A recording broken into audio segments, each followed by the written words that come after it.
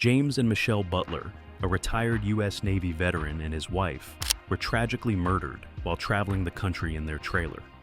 They had moved to Padre Island, Texas, in October 2019, where they set up camp in a remote area known as the Bowl. On October 16th, Michelle sent a text, marking the last contact anyone had with them.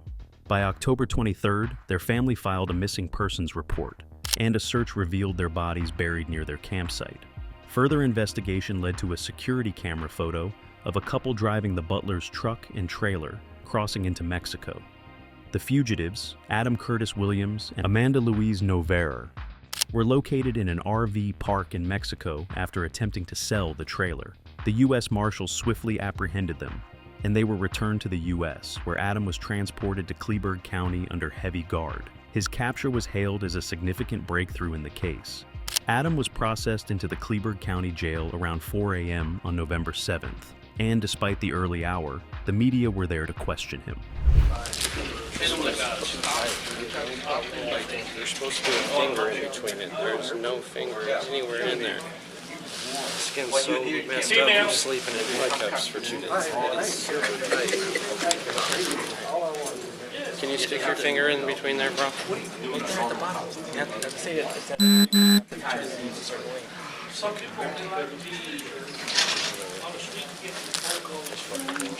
You won't loosen this up. I've been sleeping in handcuffs. Why did you have their truck and their trailer? Where were you going?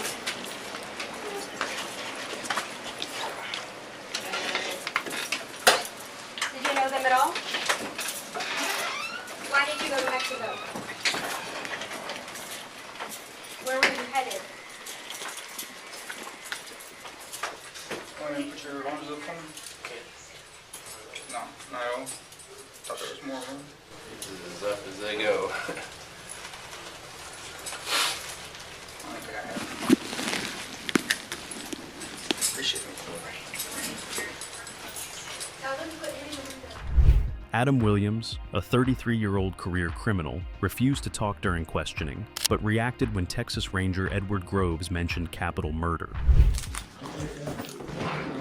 We're here. Obviously, you were arrested yesterday on the warrant, and that warrant's issued out of here. Capital murder investigation, or at least a homicide investigation where we have 2 bodies. So I want to tell me, because we know a bunch of facts about the case, but I've never met you before. I've never seen you. I want to know how you got to be in our investigation here today. So can you tell me how we got here today? I got a question. Absolutely.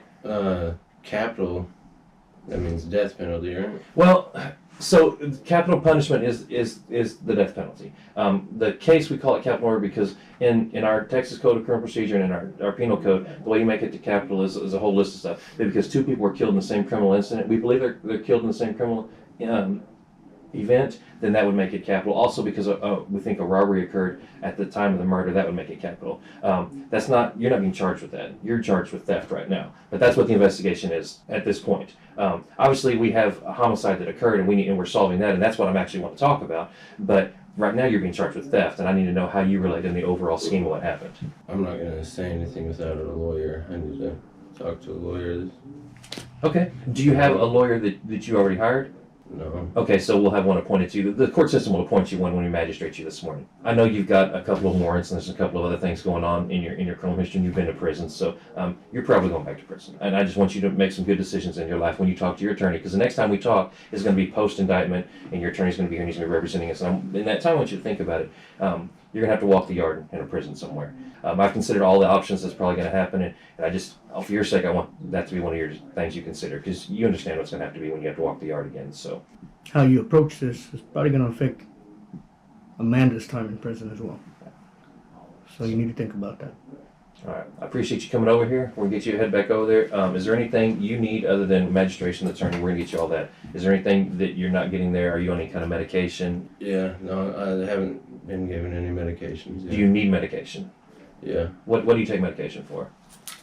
I take Zyprexa as an antipsychotic at night. Okay, antipsychotic. It's important. I take gabapentin for seizures, Wellbutrin Wellbutrin, and what is that for? for severe depression, Okay. PTSD. For PTSD. Were you in the military? Where'd your PTSD from? No, the first time it was my father committed in front of me Oh man, I'm when sorry I to hear was that. 14. Oh wow. And then in 2014 in USP Victorville, California, Okay. my cellie tried to kill me in my sleep. Oh wow. Cut my face, I saw that. slit my throat, Damn. Wow. So stabbed me in the stomach and stuff. you've had a rough life, brother. You guys, I'm not trying to fuck with you either. No.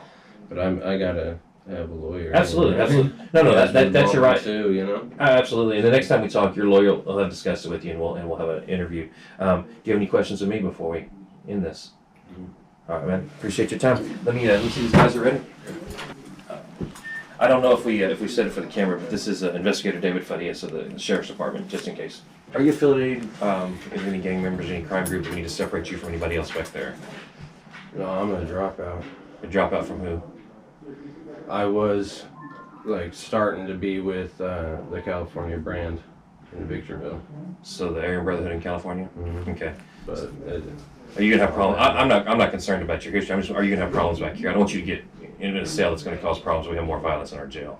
I don't know. We'll try and keep Are you. you in talks with me. population right now? No. That's what I'm saying. We'll try and keep you separated so we don't have any issues with Are you in that. Gen Pop right now? No? So if you go to a prison, you could walk the yard, or would they put you in SEG if you went to prison right now? In the feds? Yeah, SEG. Okay.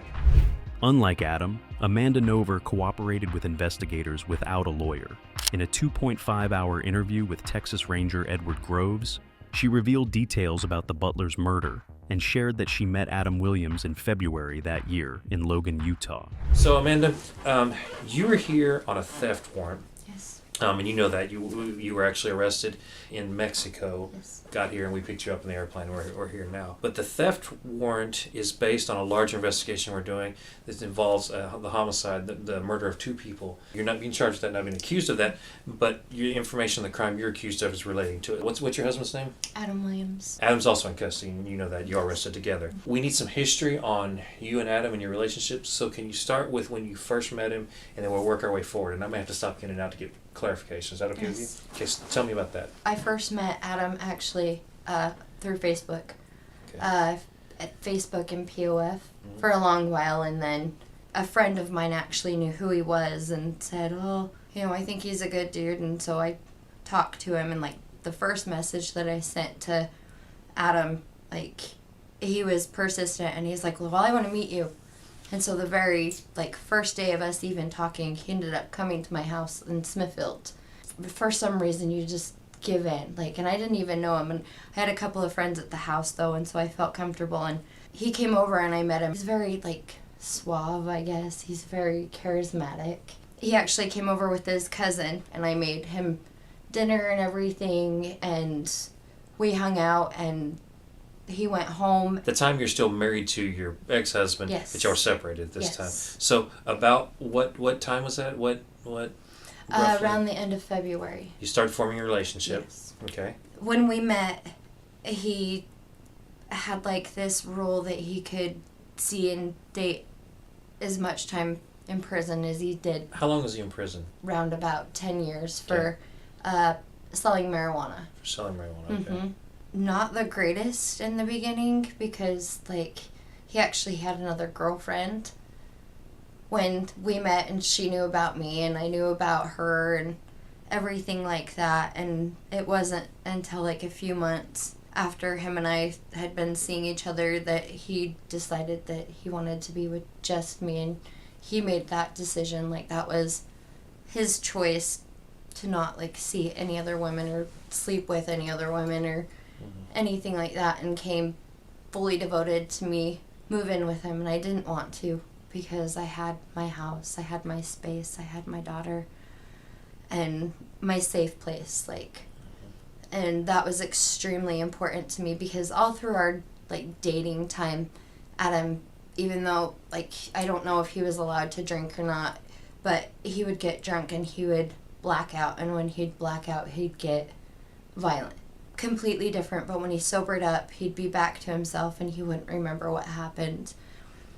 And so me selling my home, that was a really hard thing, but I'd been a stay-at-home mom for so long, and I had just split up with my husband, and I was basically living at Adam's, and still, because I had a trailer home, I was still paying my pad rent, and I didn't quite know how I was going to keep paying pad rent, you know, being a stay-at-home mom with no job, everything like that. And so I sold my trailer and I moved in with him. And that was, like, honestly, like, one of the first things that I regretted mostly, because that was my safe place. Amanda saw Adam as rough but kind, trying to improve and be a better father. She agreed to move in if he created a room for her daughter, which he did. Wanting to stay home with her child, Amanda relied on Adam, who promised financial support and quickly moved to better jobs. Made me feel better because I had that, like, support, because I'd been a stay-at-home mom since my daughter was born, and I was used to that. And so that was comfortable. I still did the mom and the wife thing. And I think that that's what he was looking for, was somebody to take care of him, you know, to cook him dinner every night. And I would get up and make him breakfast and make him lunches and do all those little things that I think that he never had so much to him. But that was important to me to do those things because he went to work. You know, if we needed something, he would make sure of that. Me and my first husband separated. Like, I didn't have a plan. I didn't know what I was going to do. Like, I knew I needed to get a job and I needed to be able to support. And then I met Adam, and it just kind of, it worked out. Like, I didn't have to change my life so much, if that makes sense. Like, I got to still be that stay-at-home mom and take care of and do what I'm good at, and that's being a homemaker. Like, I'm great at it. Like, and I love doing it. It didn't change things for me. Like, and I didn't have to do, like, the 9-to-5 job, which I've loved being a stay-at-home mom. I love my daughter more than anything. And I got that with Adam. I got to still be stay-at-home mom. And so probably one of the biggest reasons why I just kind of really grasped the relationship. Their relationship was turbulent, with Adam often being violent toward Amanda. Her dog, Bella, would attack Adam during these beatings. Amanda shared some of these violent incidents with Ranger Groves, though some details were too graphic to share. We were at my trailer at my house, and we had been drinking. Ryan was in bed, and I was messaging somebody on my phone, and he took my phone from me, and he got upset about one of the messages, and, like, he smacked me. Like, he threatened me and told me that he should freaking make it so my face was unrecognizable, and it terrified me. I waited because he held me in the bedroom, and I waited until he kind of let his guard down, and I grabbed my daughter, and because I lived in a trailer park, and I ran to my neighbor's house. And he still had my phone at that time. I was terrified, but I didn't want the cops to come and arrest him because, like, I knew his history, and I didn't want him to get in trouble. He got upset over something that was on my phone once again, and he smashed my phone, and I went to go leave, and I had made it out the front door, and he grabbed it, and he shut the door, and he locked it. And I was standing outside, and I was screaming. I could hear her in there screaming. And, like, because he knew I wouldn't leave my daughter. Waited at the door, and I banged on it, and he finally, it was only like a minute, and he let me back in and calmed the situation down. And I stayed. I didn't leave because actually he wouldn't let me leave. There were a lot of times now that I'm actually thinking about it that I was going to leave. This was before I had sold my trailer, but I was basically living with him. Something on my phone, he's an extremely jealous person, extremely set him off. And he, in the kitchen, he picked me up by my throat and he held me up against the wall, and I was like kicking against him so hard because he was choking me. And when I kicked, my leg smashed into the stove and I had a bruise. Like, he let me down finally. I sit here and I think back now that I'm talking about all of this, and it's like, I don't know why I allowed all of this. Like, I don't know why it seems that I only, like, ever got up the nerve to leave. He would go crazy, if that makes sense. Was another time that he pinned me down in the bathroom and smashed my head into the floor, which I've heard rumors that he actually did that to his girlfriend, Rachel, at the time. Like, they were still dating, too. There was one time I hit him back, and instead of smacking me is what he called it.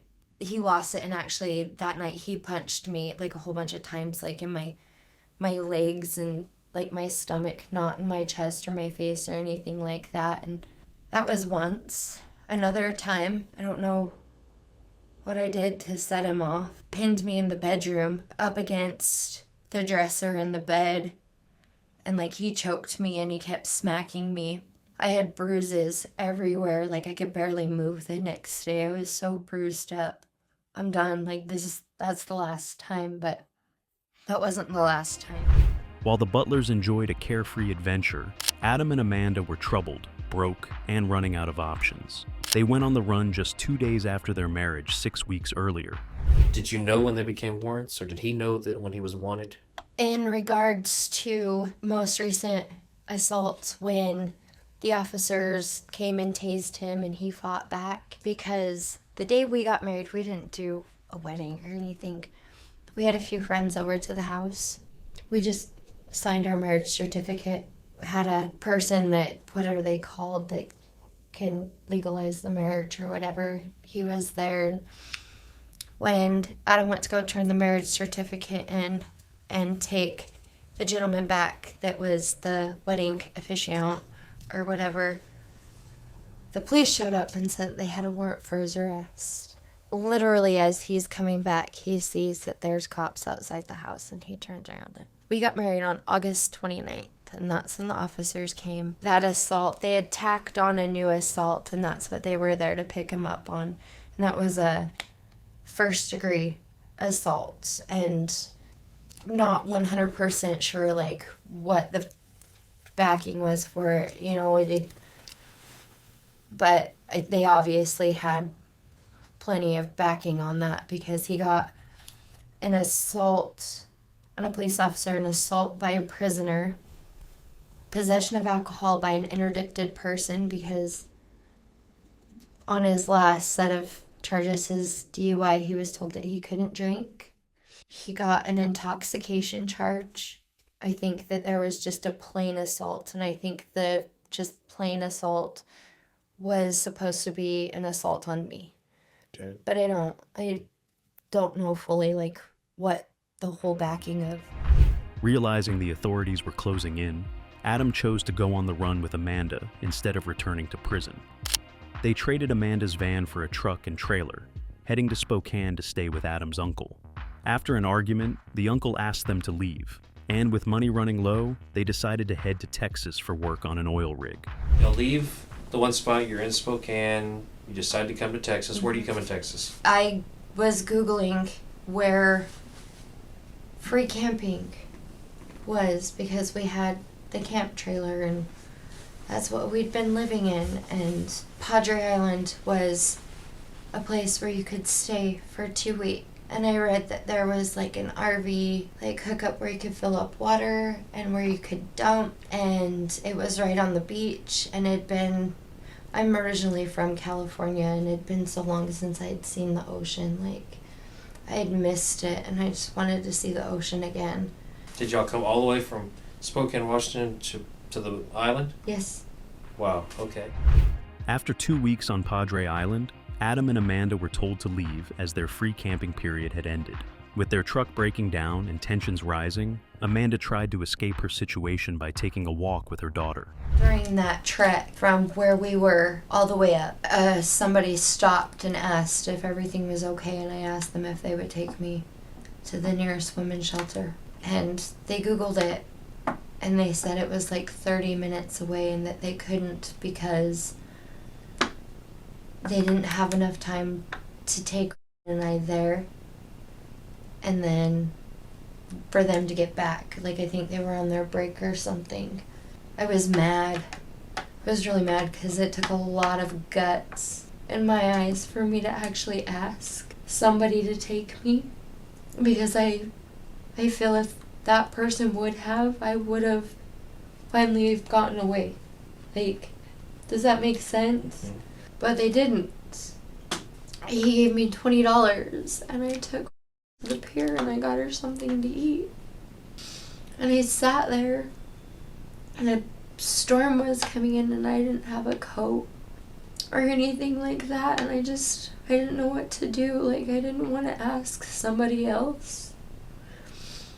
Like, I just kind of accepted defeat on that.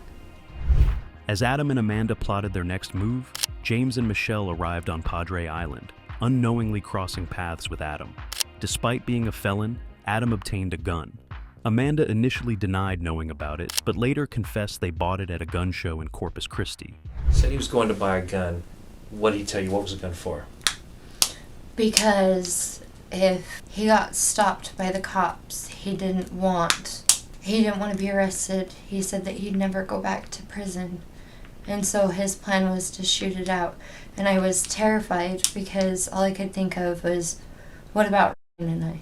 Mm-hmm. Like, what are you going to do? An officer comes up and you're going to pull a gun and then fire, and then they're going to return fire, and Ryan and I are going to be like... After gathering background information from Amanda, Ranger Groves urged her to recount the details of the crime. We get to the laundromat and Adam says he found a new truck and trailer because our truck was literally dying. The motor was blowing up on it. I was like, okay, what do you mean? And he was very vague, and he's just like, well, I know where a new truck and trailer is and you don't need to worry about it. I didn't quite understand, you know what I mean? Like, later, I didn't press the matter or say anything else about him saying about a new truck and trailer. That night, they returned to the beach, and Adam told Amanda to wait by the vehicle while he went to retrieve the truck and trailer for their next journey. He says, well, I'm gonna unhook our trailer, and we're gonna go for it, and you're gonna drop me off. I says, why? And he's like, well, I need to go pick up. What in the hell? No, I didn't think that Adam had done anything bad. I was scared. There's not just gonna be a truck and trailer sitting there that he purchased, if that makes sense. Did you think he was going to steal one as well? 100%. I wouldn't be able to stop him from anything. I had a bad feeling. Where did he go when he got out of the truck? He walked up and then he walked down. Because I drove down, there was the truck and trailer that we ended up with. Like, and everything was dark and like you couldn't even like see it very well. But I drove past it. That's why I didn't think so much about it, and that's why I didn't think that anybody had gotten hurt.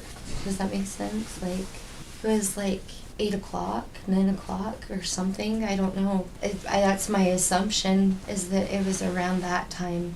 I drive down and I'm sitting there and I'm waiting, I'm thinking, because the truck, it wasn't hooked up to the trailer, like the one that we ended up with. They weren't hooked up. And I was kind of watching him, and sure enough, like, he hooks the truck up and he pulls out, and I'm thinking, he's stealing somebody's freaking truck and trailer, like.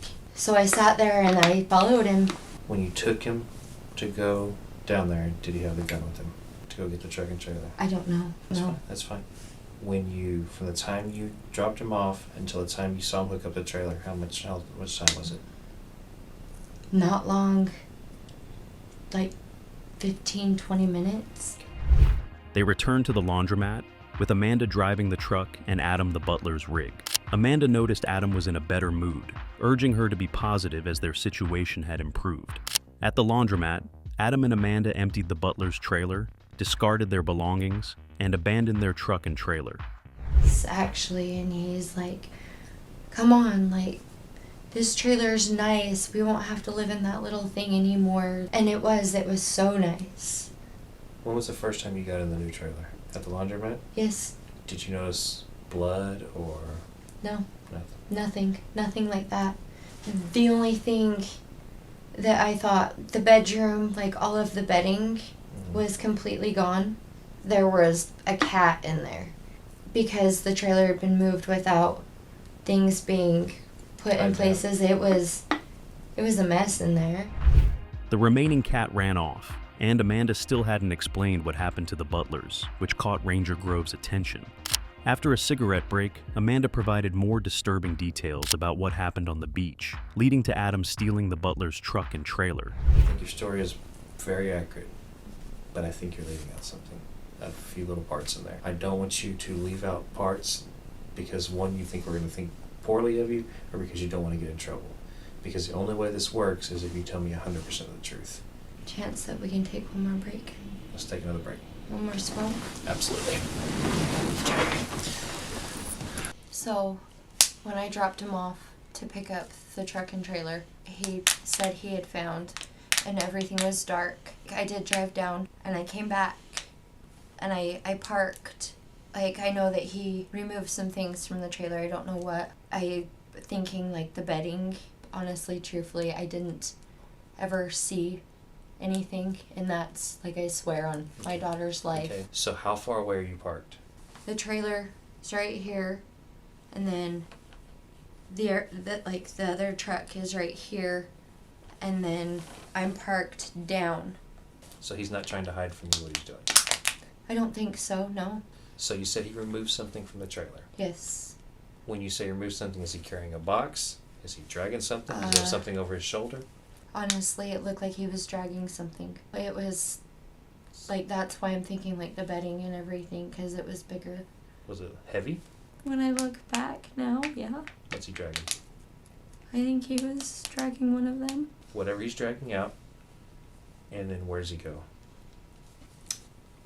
Goes up in the dark. Up, you mean? Like, up in the dunes. In the dunes. Mm-hmm. Honestly, I stopped, like, looking. I think that he didn't kill them while I was there. Close enough you think you would have heard him shoot him if he had shot them?